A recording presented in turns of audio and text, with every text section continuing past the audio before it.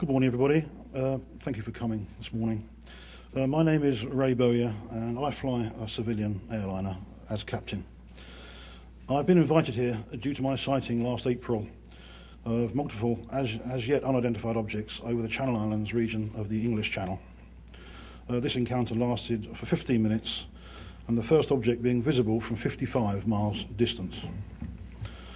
On nearing the object, a second identical shape appeared beyond the first.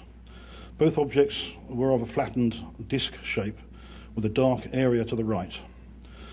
They were brilliant yellow with light emanating from within, and I estimated them to be up to possibly a mile across.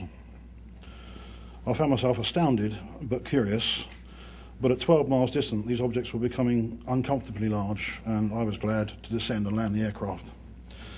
Many of my passengers saw the objects, as did the pilot of another aircraft 25 miles further south. There is also possible radar information still being investigated. A team headed by Dr. David Clark looking at this case will shortly be published. Will shortly publish a report, but I understand that at this time no definitive solution has been discovered to explain the sighting as yet.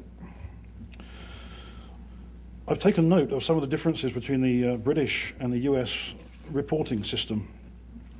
It appears that attitudes on opposite sides of the Atlantic are very different when it comes to the required reporting and recording of this type of event. Air law stipulates quite clearly that if an operating crew of an aircraft see another aircraft in a place that it shouldn't be, then at the earliest opportunity the whole scenario is to be reported to the relevant authorities.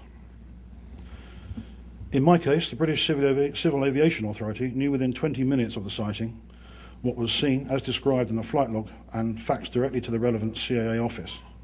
The military were informed by Jersey Air Traffic Control at the same time. This is not an option. This is an obligation that crews react in this manner. In my experience, having reported the incident as required has had no negative effect, and there was no problem with me talking about this on British television. Indeed, my company, Aurigny Air Services, have offered every support to date. The assistance of Jersey Air Traffic Control in releasing recorded information to myself and the investigating team has been of great benefit. I did not feel that I was in any danger of being ridiculed, because all I did was report what actually happened, as was my duty as operating aircrew. I heard about the multiple witness sightings at Chicago O'Hare Airport about a year ago now, on November the 7th, 2006. I was surprised to hear how it was handled. Despite many pilots and airport personnel witnessing the object hovering over the terminal, there was no investigation at all by the FAA. It appears that pressure may have been applied to crew members by their company not to discuss this incident. I would have been shocked if I was told that the CAA in UK would obstruct an investigation, or if the CAA told me that what I had seen was something entirely different. But it seems that pilots in America are used to this sort of thing here. I would urge all fellow aircrew to report whatever they see as soon as possible, and to stand up and be counted. It's only when crucial and critical witnesses such as aircrew make reports that the authorities will be kick-started into a broader investigation of this phenomena. Thank you very much.